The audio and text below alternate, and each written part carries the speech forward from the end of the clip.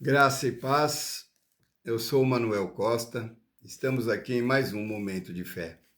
Venho trazer uma mensagem de Deus para a sua vida, que está no Evangelho de Marcos, capítulo 8, versículo 35. Diz assim: Porque qualquer que quiser salvar a sua vida, perdê-la-á. Mas qualquer que perder a sua vida por amor de mim e do Evangelho, esse a salvará. Agora eu pergunto, você está tentando salvar o quê diante desta palavra? Existem palavras de Jesus que nos confortam, né? Existem palavras na Bíblia que trazem mais coragem para a gente, para caminhar, seguir em frente nossas vidas, e existem palavras também que trazem esperanças. Mas existem também aquelas que parecem uma espada, né, atravessando a nossa alma, quebrando nossa certeza, e vem de confronto com tudo aquilo que a gente acredita compreender. Marcos 8,35 é uma dessas palavras. Imagina quando você ouve isso pela primeira vez: quem quiser salvar sua vida vai perdê-la. Mas quem perder a vida por causa do Evangelho vai se salvar. Como pode alguém perder para ganhar? Como pode alguém morrer para viver? Como pode a renúncia produzir mais do que a conquista? Então, a lógica humana não consegue compreender essa verdade, porque a gente foi ensinado a lutar por nós mesmos, proteger os nossos interesses, preservar aquilo que a gente julga indispensável para a nossa felicidade, porque todo mundo hoje em dia quer buscar felicidade, quer ser feliz, né? E de preferência em todas as áreas da nossa vida. Mas Jesus olha para o coração humano e revela uma realidade dolorosa, né? Muitas vezes aquilo que a gente tenta salvar é exatamente o que está nos destruindo.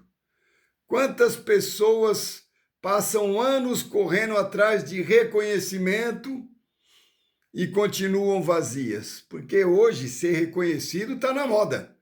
Você entendeu? Se você é reconhecido nas redes sociais, você se sente importante, levanta o ego, estufa o peito, se enche de orgulho, não é mesmo? É assim, é dessa forma. Quantos acumulam conquista, mas no final do dia percebem que existe um silêncio dentro da alma que nada consegue preencher? Então não é o dinheiro, porque muitos têm dinheiro, compram coisas, mas não estão felizes ainda. Quantas sorriem diante das câmeras, como eu estou aqui, enquanto choram por dentro? Porque existe uma fome que dinheiro não alimenta. Existe uma sede que prazer nenhum consegue saciar, e existe um vazio. Como eu já falei aqui anteriormente, esse vazio existencial só Deus pode preencher. E é exatamente para esse vazio que Jesus está olhando quando pronuncia essas palavras. Ele está dizendo: enquanto você insistir em viver apenas para você mesmo, jamais você vai encontrar a vida que procura. O homem, ele passa a vida inteira tentando controlar tudo. Quer controlar o futuro? Nós queremos controlar o nosso futuro. Nós queremos controlar os resultados daquilo que fazemos. Muitas das vezes, as pessoas, nós queremos controlar as pessoas e a própria história. Mas preste atenção, a vida não foi criada para ser carregada por mãos humanas, ela foi criada para descansar nas mãos de Deus. E aqui está o grande mistério: quanto mais forte você segura a sua própria vontade, mais distante você vai ficando dos propósitos eternos do Senhor. Não é a nossa vontade, né? No próprio Pai Nosso, nós falamos isso quando oramos o Pai Nosso: seja feita a tua vontade, assim na terra como nos céus. Então, como nós oramos e contradizemos aquilo que nós oramos? Nós falamos para Deus fazer a vontade dele na nossa vida, mas nós queremos fazer as coisas do nosso jeito. E quando a gente finalmente entende essas coisas, se rende, quando dobra os joelhos e reconhecemos que não podemos caminhar sozinho, aí algo extraordinário acontece. Você não perde. Você encontra paz onde havia guerra, porque a turbulência que está o mundo nos dias de hoje, aonde você está conseguindo viver em paz? A gente encontra esperança onde havia medo. Encontra Deus onde antes havia solidão. Eu converso com pessoas aqui frequentemente no meu canal e as pessoas hoje em dia têm problemas de insônia, deitam, não conseguem dormir. Quem dorme, dorme mal, dorme através de remédios, de drogas, né? E não consegue ter paz no coração, mesmo vivendo uma vida direita. Por quê? Porque está fora de propósito, porque está desalinhado com a vontade de Deus. Nós temos que alcançar a graça, porque a graça nos traz tudo o que necessitamos. E encontrar Deus onde havia solidão é o principal. Foi isso que aconteceu na cruz, no monte. Não, quando Jesus estava no monte do Gólgota, né? Tudo parecia derrota. O Filho de Deus estava ferido, os discípulos estavam mais confusos, a multidão zombava e aos olhos humanos parecia que tudo estava perdido.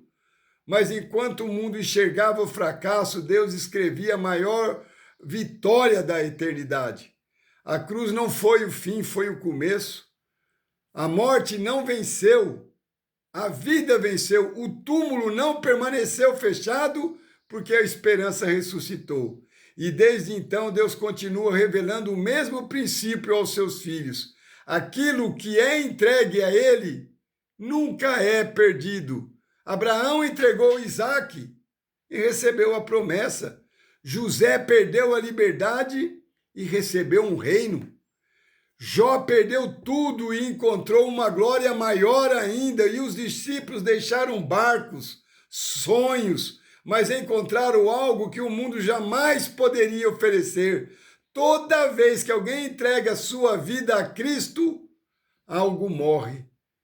Morre o orgulho, morre a autossuficiência, morre a velha natureza, mas ao mesmo tempo a glória de Deus faz nascer coisas maravilhosas, nasce uma fé mais forte, nasce uma esperança mais profunda, nasce uma comunhão mais íntima com Deus. Por isso, quando Jesus diz que quem perder a vida por sua causa a salvará, ele não está somente falando de perda, ele está falando da transformação, entregar o temporário para receber o que é eterno, porque tudo na nossa vida é passageiro. Mas as coisas de Deus são eternas.